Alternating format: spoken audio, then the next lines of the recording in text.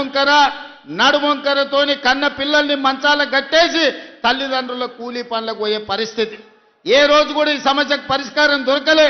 కానీ ఇవాళ ఈ నల్గొండ జిల్లాలో కట్టిన నాగార్జున సాగర్ అయినా లేకపోతే నల్గొండ జిల్లాలో వెల్లంపల్లి ప్రాజెక్ట్ అయినా ఏ ప్రాజెక్ట్ అయినా ధర్మారెడ్డి కాలువ అయినా పిలాయపల్లి కాలువ అయినా ఏఎంఆర్ ఎస్ఎల్బిసి అయినా కాంగ్రెస్ పార్టీ కట్టినవే కదా.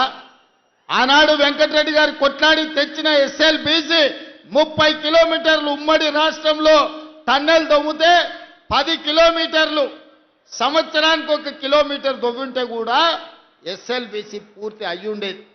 3,60,000 ఎకరాలకు గ్రావిటీ ద్వారా నీళ్లు వచ్చేది. ప్రతి సంవత్సరం 500-600 కోట్ల రూపాయలు లిఫ్టుల కరెంటులకు పైసలు మిగిలేది. కానీ నల్లగొండ జిల్లా మీద కోపంతోని కసితోని కడుపులో విషం పెట్టుకొని ఎస్ఎల్బిసిని పడావు పెడితే ఈ రోజు విషపు నీళ్లు నల్గొండ జిల్లా ప్రజలు తాగాల్సిన పరిస్థితి.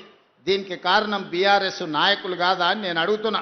అందుకే అధికారంలోకి వచ్చినెంబడే ఎంకన్నా నీ కళ నువ్వు ఆనాడు రాజశేఖర రెడ్డి గారితో కొట్లాడి తెచ్చిన ఎస్ఎల్బిసిని 2 ఏళ్లలో పూర్తి చేద్దాం, పనులు మొదలు పెట్టని చెప్పి ఉత్తమ్ కుమార్ రెడ్డి గారిని వెంకటరెడ్డి గారిని నల్గొండ జిల్లా నాయకులతో మాట్లాడి ఎస్ఎల్బిసి టన్నెల్ పూర్తి చేయడానికి ముందుకెళ్ళాం.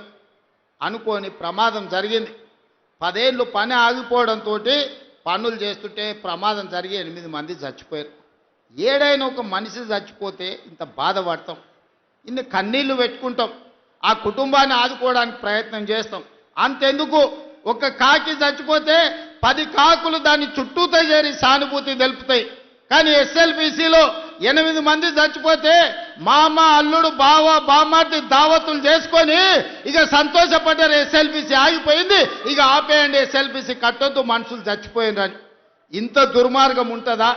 ఇంత కడుపులో విషం పెట్టుకున్నోడు ఇవాళ నల్గొండ జిల్లాలో మున్సిపల్ కార్పొరేటర్లను కౌన్సిలర్లను గెలిపించమని ఎట్లా అడుగుతాడు? నల్గొండ మీద విషం జిమ్ముతున్న బీఆర్ఎస్ వాళ్ళకు, ఎస్ఎల్బిసి కట్టనోనికి, రేషన్ కార్డు ఇవ్వనోడికి, సన్న బియ్యం పంచనోడికి, ఆడబిడ్డలకు ఆర్టీసీలో ఉచిత ప్రయాణం ఇవ్వనోడికి ఇవాళ మిమ్మల్ని ఓటు అడిగే హక్కు ఉందా? మీరు ఒక్కసారి ఆలోచన చెయ్యండి.